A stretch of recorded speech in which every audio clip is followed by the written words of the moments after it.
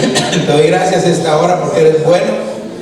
Te suplico que tu Espíritu Santo nos ayude, nos auxilie, Señor, y que en tu favor, en tu gracia, en tu bondad, Señor, podamos nosotros, Padre, experimentar algo diferente esta noche junto a ti, Señor. Envía un espíritu de revelación, Señor, un espíritu de revelación, Señor, para que podamos entender tu palabra y que tu palabra haya acomodo, Señor, en cada uno de nosotros, Señor, y que nos ayude a estar listos y preparados para el encuentro contigo. Gracias, Padre, gracias, Hijo, y gracias, Espíritu Santo, Señor. Amén y amén. Miren, denle un fuerte aplauso al Señor porque Él se lo merece. Increíble, pero ya estamos en el año 2020. Miren qué barbaridad. El Señor nos ha bendecido tanto, ¿verdad? Quiero hablarle un tema al que le hemos puesto por nombre: ¿por qué viene el sufrimiento? Ay, pastor, ya tan temprano, pero si estamos iniciando el año y aquí hablamos del sufrimiento. Pero yo le pregunto, a ver, y quiero que sea sincero conmigo, ¿hay alguien aquí que no sufra? O le pregunto, ¿hay alguien que ha estado sufriendo quizás por, ya sea alguna enfermedad o por algún dolor o por algún, en el trabajo? Todos experimentamos sufrimiento de una u otra forma. Mire, el que no está experimentando algún tipo de sufrimiento personal, quizás es familiar, laboral, ¿verdad? Pero el sufrimiento es algo que no podemos evitar. Ahorita lo voy a llevar hacia unos versos de la palabra, pero el sufrimiento es algo que no podemos evitar, pero en Cristo Jesús sí es algo que nosotros podemos soportar. Mire, pastor, yo pensé que me iba a decir que no vamos a sufrir. No, porque el Señor Jesús sufrió también, y Él mismo dijo estas palabras: así como a mí me lo hicieron, a ustedes también se lo van a hacer, pero no se preocupen, yo estoy con ustedes, dijo. Entonces, lo que podamos estar padeciendo, sufriendo, no se compara con la bendición que Dios tiene preparada para cada uno de nosotros. Ahora, lo que nosotros tenemos que aprender a entender es la razón por la cual viene el sufrimiento. Por ejemplo, si hay alguien que sufre porque se portó mal, pues ni modo, ¿verdad? La Biblia nos enseña y dice: bienaventurados cuando vituperaran por causa de mi nombre. Vamos a recibir un gran galardón. Pero ¿qué tal si estamos sufriendo por mi culpa y por mi gran culpa? A veces por eso es que estamos padeciendo. No queremos entregar el carácter, no queremos entregar los pensamientos, los sentimientos, las acciones. Pero entonces tiene que haber un momento en el que nosotros, aunque tal vez no dejemos de sufrir, entendamos la razón por la cual. Y es bien fácil, cada uno de nosotros entiende por qué está sufriendo. Mire, acompáñenme a Romanos capítulo 12 y verso número 12. ¿Qué es lo que le decía yo? Es algo que podemos soportar, no lo podemos quitar. Dice: gozándonos en la esperanza, perseverando en el sufrimiento, dedicados a la oración. Aquí tengo que detenerme un momento, porque si dice la Escritura que tenemos que perseverar en el sufrimiento, no está diciendo el Señor: oh, no van a sufrir. Está diciendo: van a experimentar algún tipo de sufrimiento, pero tenemos que soportar. Nosotros no solo que soportar, sino que perseverar. ¿Qué quiere decir perseverar? Soportar, pero ir avanzando. Porque hay quienes solo soportan y se quedan detenidos y no hacen nada. No, perseverar significa, para hacerlo de una idea fácil, entendible, perseverar es que está soportando, pero está caminando, está avanzando, está conquistando. De repente paró un poco el sufrimiento y sigue caminando, aunque más adelante vaya a encontrar. Pero en Cristo Jesús lo podemos nosotros. Aquí está la invitación o el llamado que Dios nos hace: perseveren en el sufrimiento. Hay cristianos que no quieren padecer nada, cristianos que no quieren padecer calor, cristianos que, no, es que mucho frío, es que mucho calor, tengo hambre, tengo sueño. Mueva al que está dormido, mueva, eso es fácil, pégale un codazo para que se despierte. A veces no queremos soportar nada. ¿Cómo habrá estado el pueblo de Israel en el desierto? ¿Cómodo o incómodo? A ver, ayúdenme. ¿Y cómo sabe usted que estaba incómodo? Porque se quejaba. ¿Verdad que no haber sido un trayecto cómodo? Vaya, imagínese que usted vaya en una carreta de madera sentado por 1 hora, ahí ya se levanta dolorido, ¿verdad? Y los 40 años. 40 años de su peregrinaje en el desierto. ¿Por qué razón? Hay 2 razones especiales. Pero dígame una, a ver, ¿por qué? Oh, ¿verdad? Como que no pasaron la lección, ¿verdad?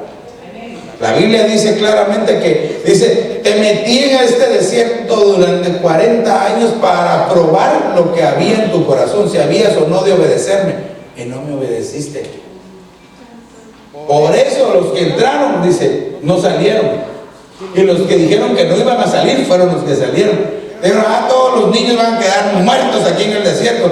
No, para que vean que yo soy Dios. Todos los que dijeron que iban a salir, ninguno salió, ni uno. Solo Josué, Caleb y José. Y de ahí todos los niñitos chiquititos, los que pensaban de que se iban a morir en el desierto, fueron los que sobrevivieron. Ahora, perseverar en el sufrimiento. Claro, es fácil, pastor. Usted porque no sufre. Si le contara. Cada quien tiene su tipo de sufrimiento, ¿verdad? Fíjese, Dios siempre está con nosotros y nos ayuda en el sufrimiento. Mira, acompáñame a Hebreos 2:18. Mira cómo dice: pues por cuanto Él mismo fue tentado en el sufrimiento, es poderoso para socorrer a los que son tentados. Mira, aquí tenemos que entender este verso, porque el sufrimiento debilita la vida del Hijo de Dios. Porque aquí dice, fue tentado en el sufrimiento. Quiere decir que cuando hay alguien que está triste, que está padeciendo, viene el tentador. Cuando está de lo más triste, ahí es cuando el enemigo va a llegar con mayor facilidad a quererlo estorbar. Y a veces nosotros como no soportamos nada, si le hacemos caso al enemigo, lo deberíamos de reprender en el nombre de Jesús. Porque a veces somos engañados en el sufrimiento, ¿verdad? No, es que nadie me quiere. Aquí nadie te quiere. Y uno, qué bárbaros, qué gente más sin amor de una vez. Ya cayó en la tentación del sufrimiento. No, tienes que aprender a ser fuertes. Dígale a su hermano que tiene a la par, tienes que ser fuerte en el Señor, fuerte en el nombre de Jesús. No dejar que nada nos dañe, nos afecte. Mire, hay personas que si les dicen, te noto como diferente, ¿qué tenés? Como algo enfermo, empieza hasta a toser, ¿verdad? Ya se enfermó. Para eso debemos de tener cuidado con lo que hablamos, porque también las palabras tienen poder. Debemos de tener mucho cuidado. Pero retomando la idea esta, entonces, aquí aparte, pero mire, el Señor Jesús, qué precioso. Dice, como Él sufrió, Él es poderoso para socorrer no solo a aquellos que están en tristeza o que están sufriendo, sino a los que están en tentación. Por eso, mire, lo que nosotros tenemos que tener es una vida de comunión con Dios. Una vida de comunión con el Señor. Sin comunión con el Señor no podemos avanzar, iglesia. No, mire, me voy a atrever a decirle algo y espero que me entienda. La unción no basta en un hijo de Dios. Sin comunión se acaba la unción. Y hay algunos que dicen, no, es que yo soy ungido de Dios. Va a llegar hasta un punto. Pero si no tiene comunión se le va a acabar. Por eso, si usted está ungido de parte de Dios, tiene unción de parte del Señor, no se crea tanto, ¿verdad? No nos creamos tanto, sino que al contrario, tenemos que cuidarla y buscar más comunión con el Señor. Porque al final eso es lo que nosotros necesitamos. Tener esa comunión con Dios para que podamos estar bien delante de Él. Cuando Él regrese, que nos podamos ir con Él. Si eso es lo que anhelamos. Mire, voy aquí un poquitito más adelante porque ¿por qué viene el sufrimiento?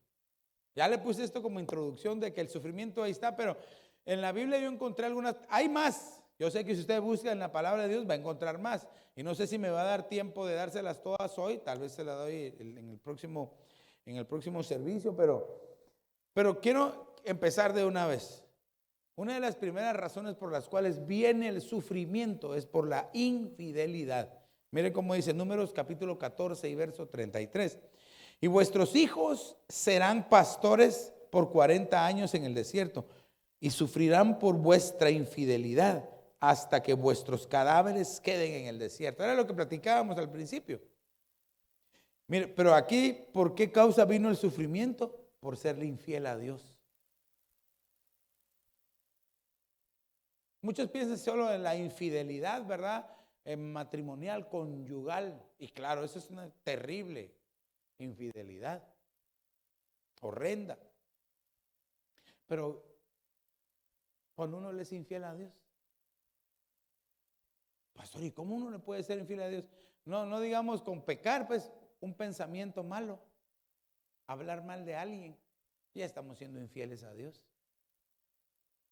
Y a veces calificamos de grotesco, por ejemplo, el pecado de la infidelidad sexual. Pero el que le es infiel, mentiroso, chismoso, lengua larga y orejas largas, no lo vemos tan grotesco como eso. Y es exactamente igual. El que es infiel en lo poco va a ser infiel en lo mucho. Por eso es que nosotros debemos de cuidar nuestra relación, nuestra comunión con Dios. Mire, ahí como por eso ponía el verso anterior, la tentación puede llegar en cualquier momento de la infidelidad, ¿verdad? De repente está alguien platicando con otro hermano y le dice, le pasa un chisme, ¿verdad? Y el que está queriendo ser fiel a Dios, recibe, ¿verdad? El chismazo, así, el chismotazo lo recibe así, ¿verdad? Entonces él tiene dos opciones, ¿verdad? Comérselo, disfrutarlo, ¿verdad? Y después traspasarlo a más o reprenderlo en el nombre de Jesús. Yo le aseguro que si alguien le llega a usted con un chisme y le dice, mira, fíjate, no te han contado, fíjate que y usted le dice, hey, pues no, si quieres vamos a hablar con el pastor y preguntémosle de una vez. O mira, aquí está el hermano del que me estás hablando, mira, hablemos de una vez. Ay, le aseguro que no le vuelven a contar un chisme y de seguro que no le vuelven a hablar, pero eso no importa. Aunque no escuché ningún amén, ¿verdad? Pero mire, la palabra infidelidad viene del hebreo senut. Y esta palabra lo primero que obviamente significa adulterio, es decir, infidelidad. Claro, esto entonces lleva una connotación sexual, la infidelidad sexual. En el matrimonio, hay matrimonios que son infieles, hombres que son infieles o esposos que le son infieles a su esposa o esposas que le son infieles a su esposo. Pero también significa idolatría, porque tal vez alguien que está acá me puede decir, pastor, yo ni en sueños le he sido infiel a mi esposa, y hasta lo cantan, ¿verdad? Ni en sueños he sido infiel. Pero la idolatría es otra cosa. Yo ya le enseñé que hay idólatras modernos, idólatras tecnológicos, idólatras que ya no utilizan imágenes, ¿verdad? Ya no se postran, ya no se hincan ante la idolatría moderna. Pero el corazón va detrás de la idolatría. Hay tantas cosas que se pueden idolatrar ahora, ¿verdad? La esposa que idolatra al marido, ¿verdad? Ay, miren, no, ahí va mi Brad Pitt, dice cuando lo ve, ¿verdad?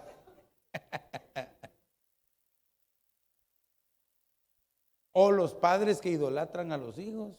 O puede ser que el ídolo sea su trabajo. Y mire, yo se lo he dicho hasta el cansancio, pero se lo tengo que volver a decir. Hay quienes que pueden hasta idolatrar el carro, ¿verdad? Va el hermano a subirse al carro. ¡Ey! Quítese los zapatos porque va a entrar al lugar santo, me lo va a ensuciar. Póngase estas bolsas aquí anti gas lacrimógeno, por favor, para que no me deje olor en el carro. Y si lleva comida, tírela, porque yo no quiero que me deje olor a comida aquí adentro. La idolatría la reprendemos en el nombre de Jesús. Entonces, por esa causa puede venir sufrimiento. Vea cómo puede entrar el sufrimiento en la vida del ser humano. Pero me refiero más al Hijo de Dios. Mire, también significa rebeldía. Ay, ay, ay, aquí la cosa se pone cardíaca. Porque en algún momento todos quizás hemos actuado con rebeldía en alguna situación. No, yo no, pastor, a mí no me diga así porque me voy a enojar. Ya, rebelde, ¿verdad?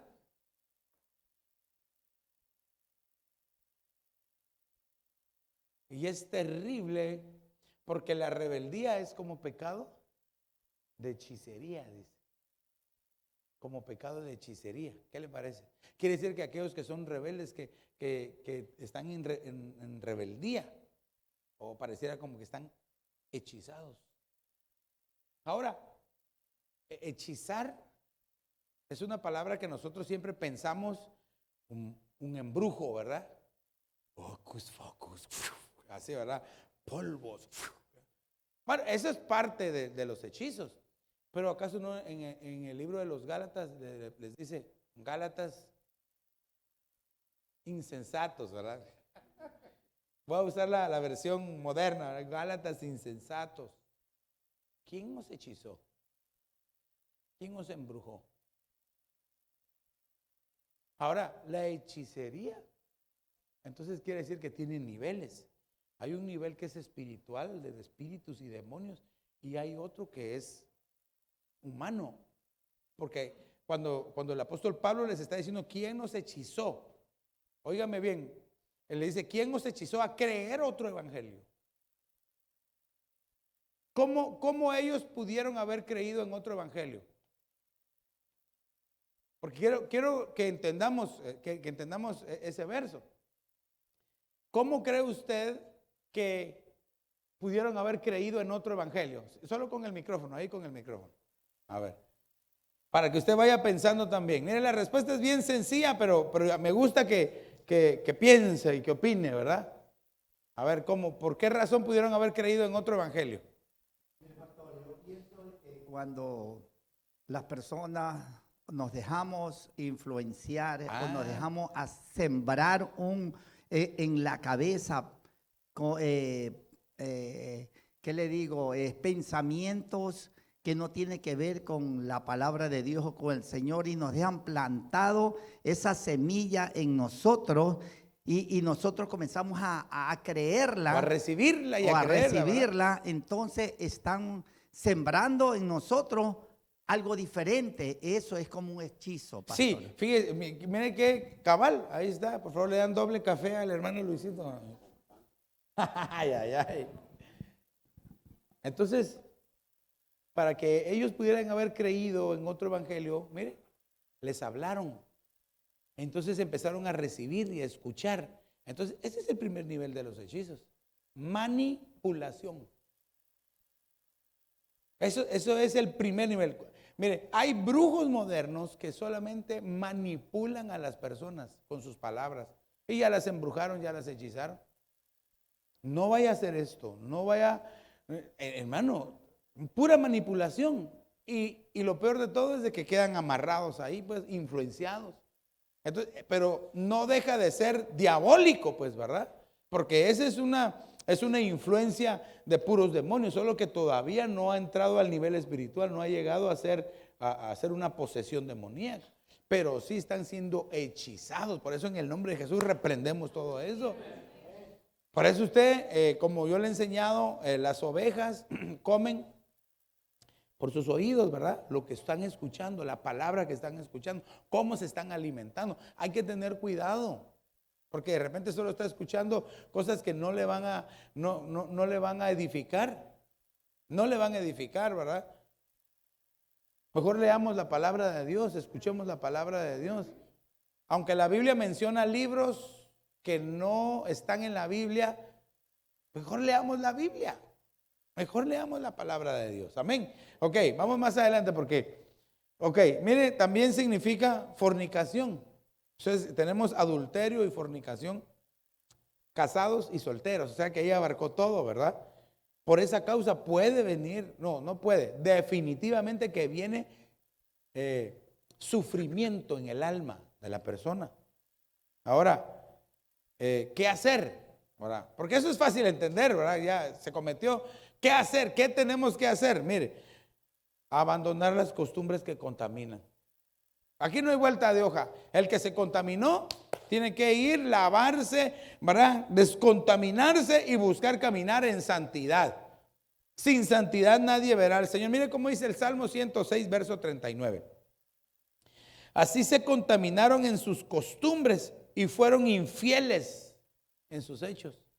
Entonces aquellos que caminan bajo las costumbres paganas de esta tierra, de este movimiento, o costumbres paganas que todavía celebramos, costumbres paganas que todavía traemos de tradiciones familiares,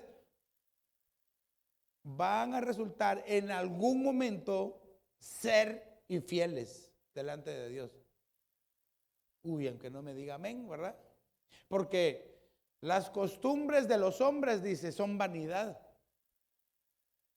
Y dice, las malas amistades corrompen las buenas costumbres. Entonces tenemos que ver qué costumbres son las que le agradan a Dios y qué costumbres son las que contaminan.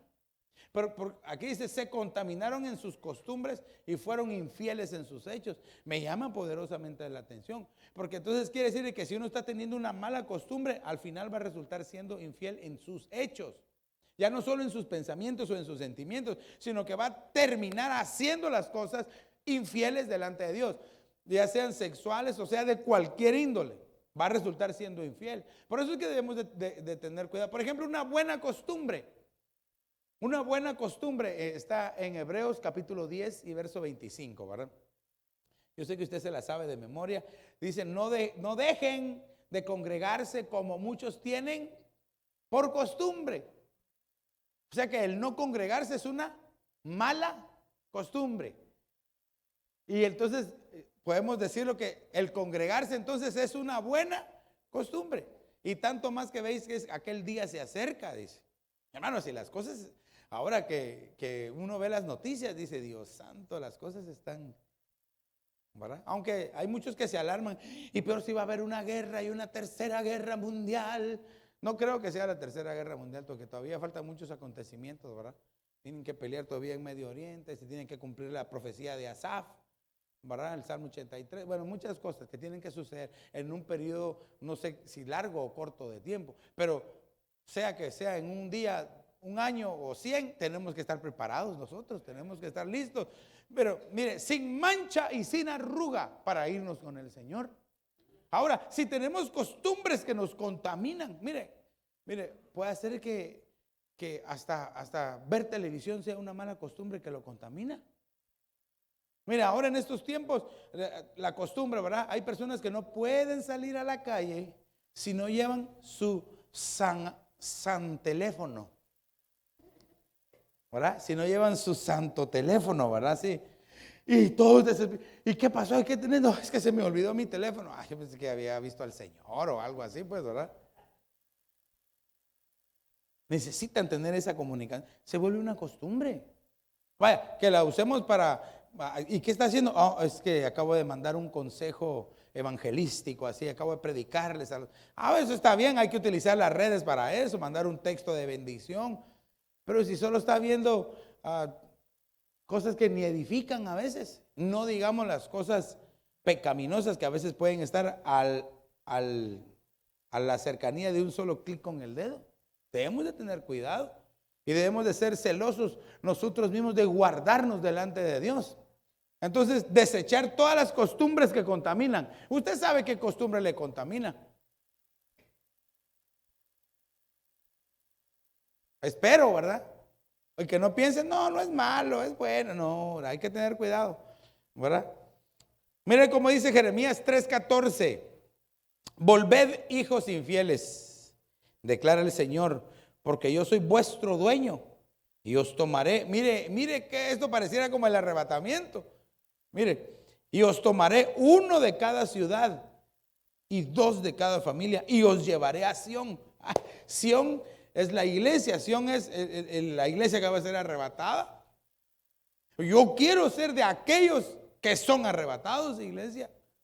Y aunque yo lo quiera, pero si no vivo en santidad, si tengo costumbres paganas, si celebro costumbres paganas, si no he logrado cambiar mi pensamiento, mis sentimientos, voy a tener que cambiar en otra fase, ¿verdad? Pero no nos vamos a ir en el arrebatamiento. Yo quiero irme con el Señor. Ya cuando uno analiza realmente, iglesia, cuando uno analiza realmente el entorno, todo lo que está pasando. Mire, y los grandes líderes, o algunos de los líderes más vistos, están diciendo que tal vez se resolverían las situaciones si hay un líder mundial. ¿A qué le suena eso? ¿A qué le suena eso, iglesia? Puro ecumenismo. El ecumenismo ya está, pero me suena al nuevo orden mundial. Hacia eso es lo que vamos. Hacia la aparición de un solo líder mundial. Pero usted ya sabe quién es, pues, ¿verdad? El puro anticristo, que el Señor lo reprenda. No, yo no quiero conocerlo. Yo quiero mejor desde arriba ver cuando esté manifestándose y no estar aquí cuando Él venga. Pero eso va a depender de cómo yo me comporte. Por eso aquí, ¿qué hay que hacer? Volver a Dios. Escudriñemos nuestros caminos y volvamos a Jehová. Tenemos que escudriñarnos. No nos creamos que somos tan buenos, tan santos. Mejor examinarnos, porque le decía, ya cuando uno empieza a escudriñarse, y uno, Dios mío, me hace falta tanto, Padre. Señor, si el apóstol Pablo decía, no, yo no vaya a ser que siendo heraldo, que siendo predicador, mensajero, pregonero de la palabra, vaya a ser dejado. El apóstol Pablo, perito arquitecto de la iglesia, evangelizó toda Asia. Hermano, vio tantas cosas que pudiéramos ver que nosotros, si uno se compara con él, ay, Dios mío. Pero para eso vino el Hijo de Dios. ¿Sabes? Es la buena noticia. Aleluya, denle una ofrenda de palma. Para eso vino el Señor Jesucristo, para limpiarnos, para destruir toda obra del enemigo y poder que nosotros estemos listos para irnos con el Señor. Amén. Entonces, volvamos a Jehová, volvamos al Señor.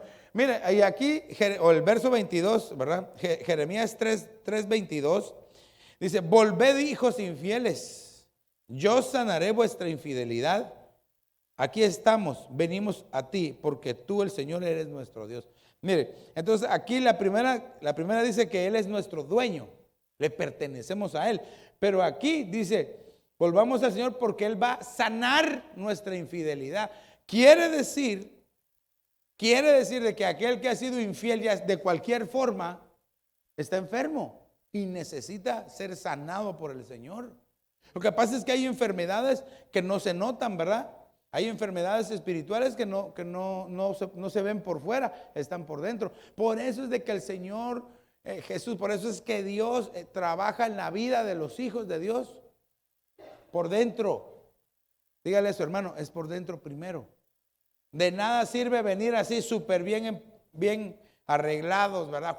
Cuidadito, ¿verdad? Así, tremendos, pero por dentro todo es mal. Por eso es que el Señor Jesús criticó a los fariseos, a los seduceos y a todas esas bolas de feos, ¿verdad?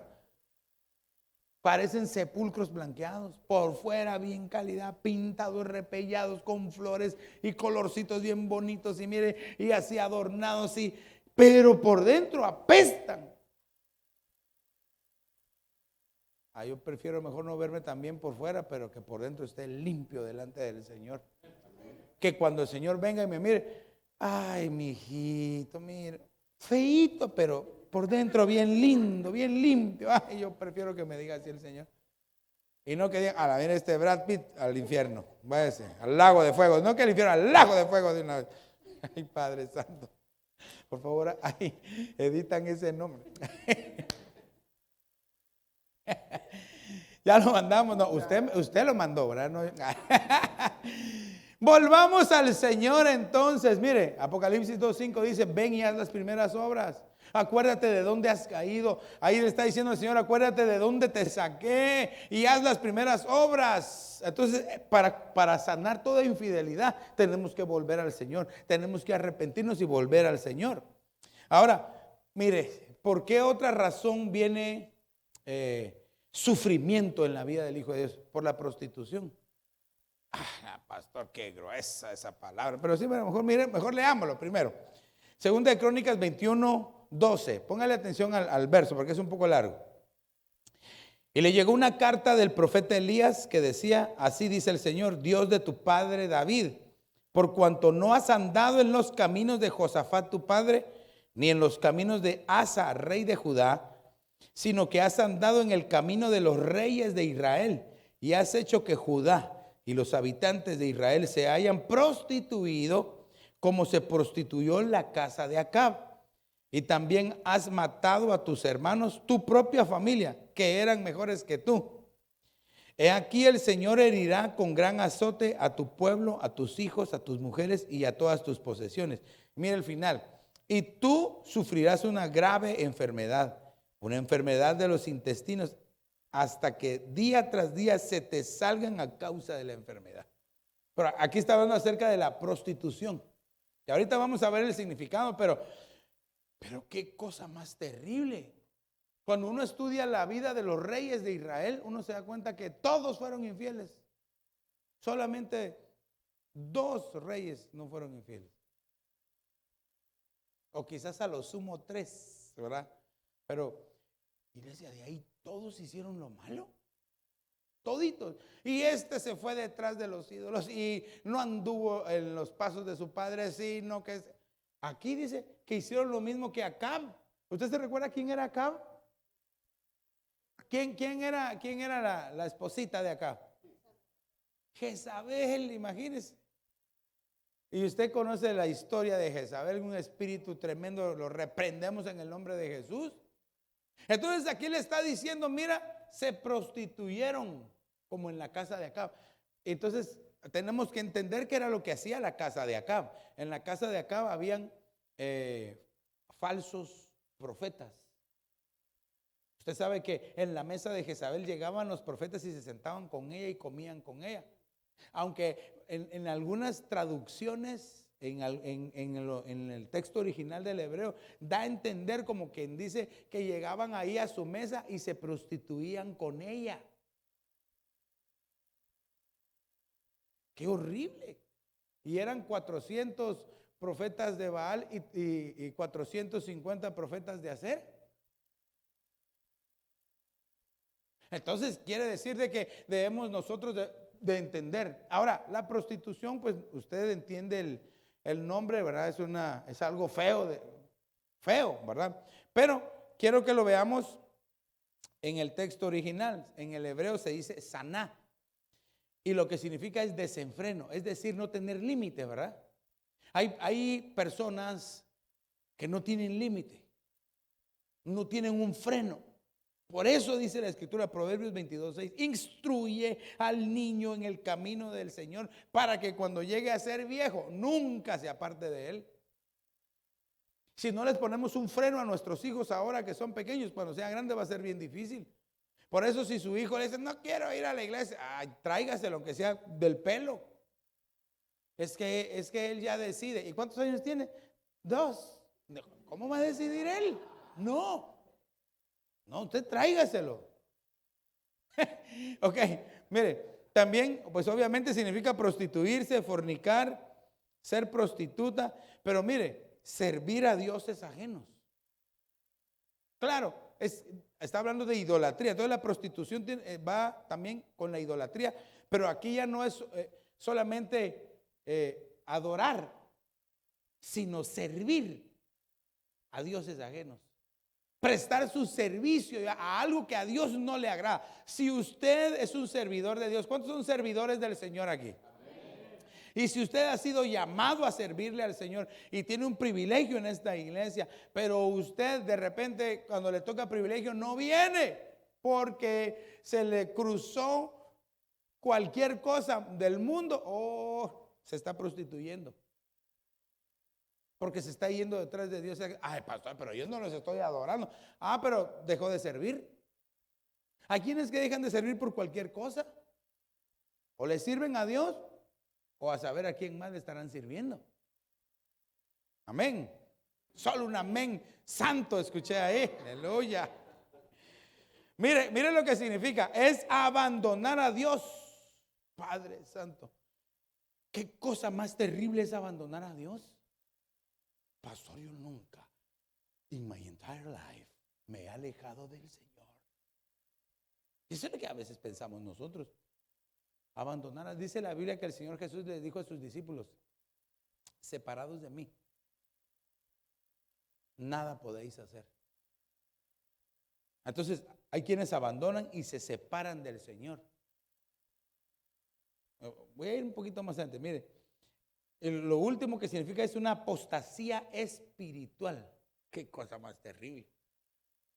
Usted sabe que la apostasía es negar públicamente. Lo voy a explicar así en términos generales. Una apostasía es negar públicamente algo que públicamente se había confesado que creía. Por ejemplo, hay algunos que salen en las noticias, ¿verdad? Personajes, artistas, diciendo: sí, yo creo en Dios y ahora soy cristiano. Aleluya, qué bueno. Pero después salen diciendo: no, era una emoción, solo fue una emoción. Públicamente está confesando que ya no cree en alguien que públicamente había dicho que creía. Apostasía. Y la apostasía va directo a la perdición. Se pierden las personas, el alma, la vida.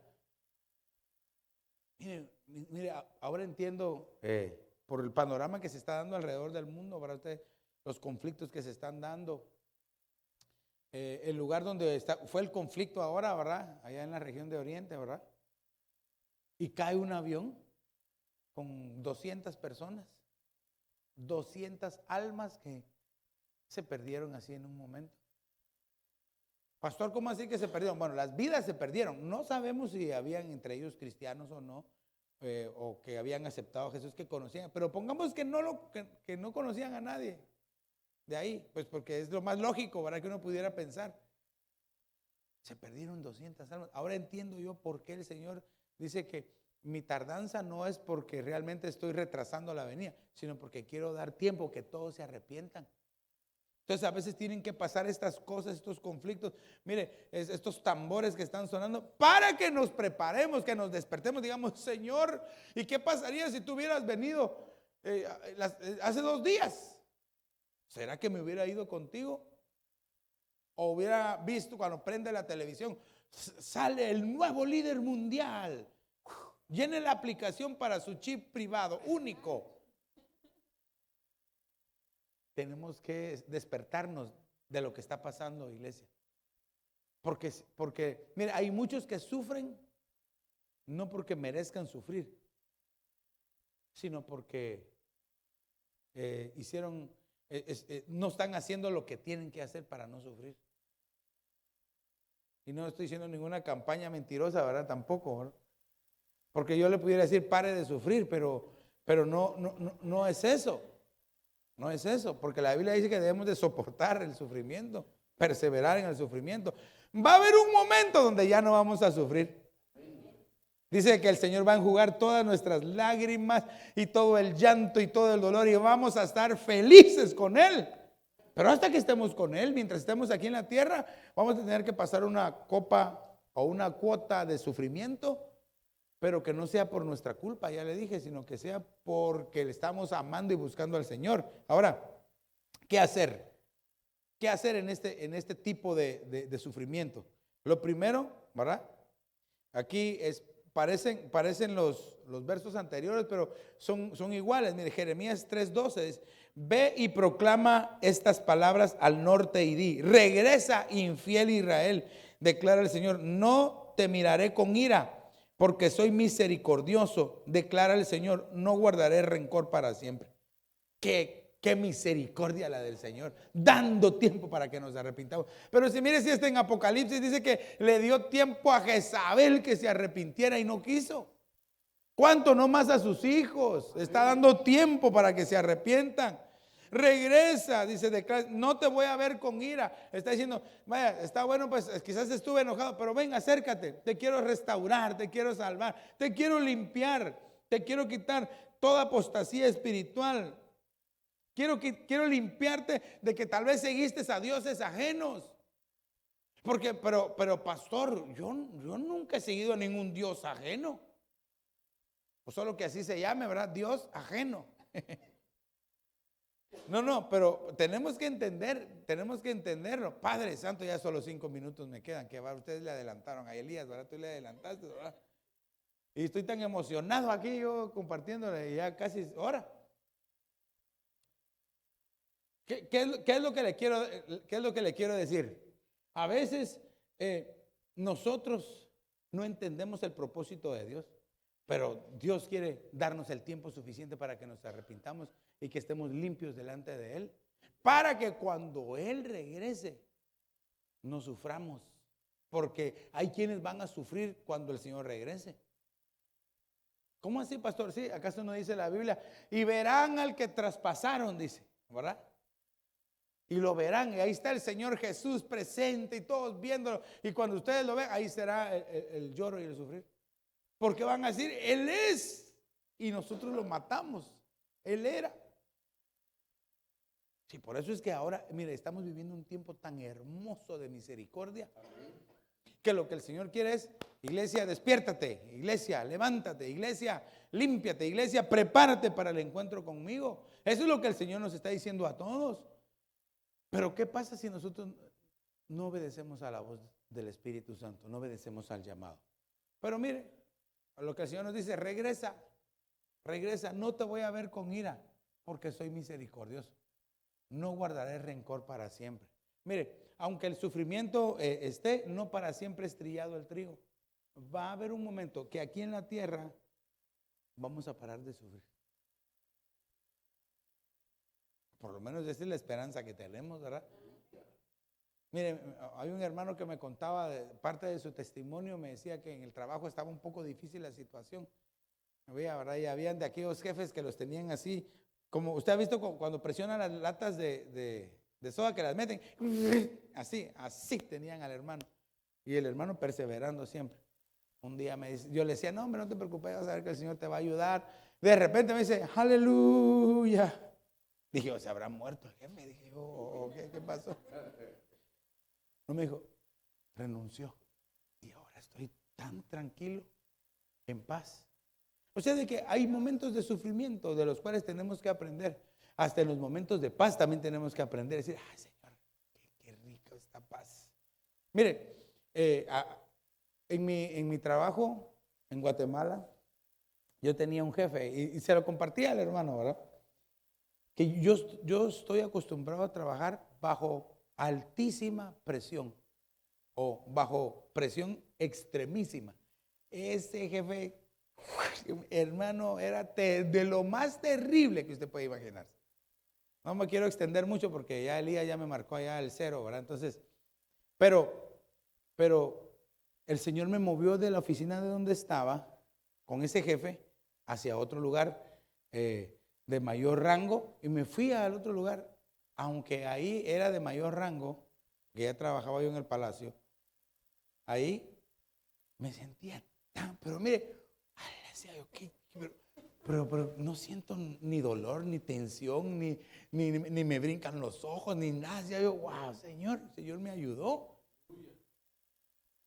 Algo así es lo que dice aquí.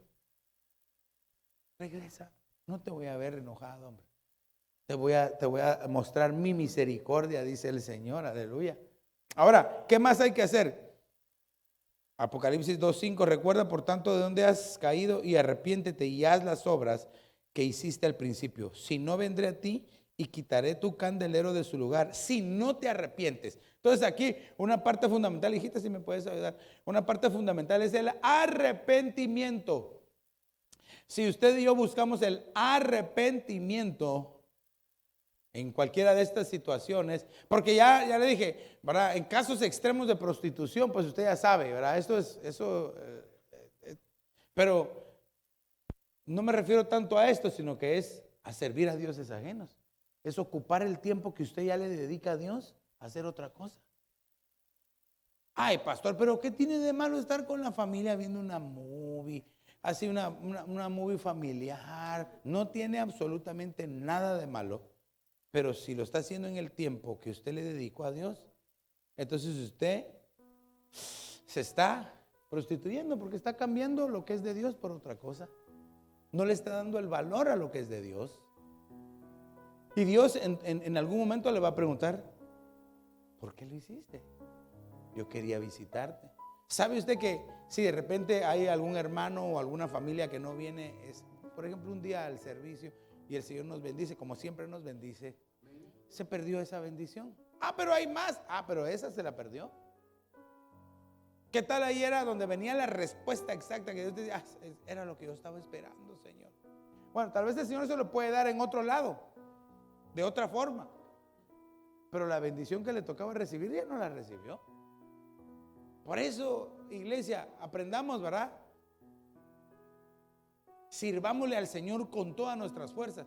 Que nuestras fuerzas sean para servirle al Señor, nada más. Que el talento que usted tiene, las virtudes que Dios le ha dado, que el conocimiento que usted tiene, se lo pueda dedicar al Señor. Y no ser usado por el enemigo. Me refiero a porque no se lo está dedicando a Dios. Porque si no se lo dedica a Dios, ¿a quién se lo está dedicando?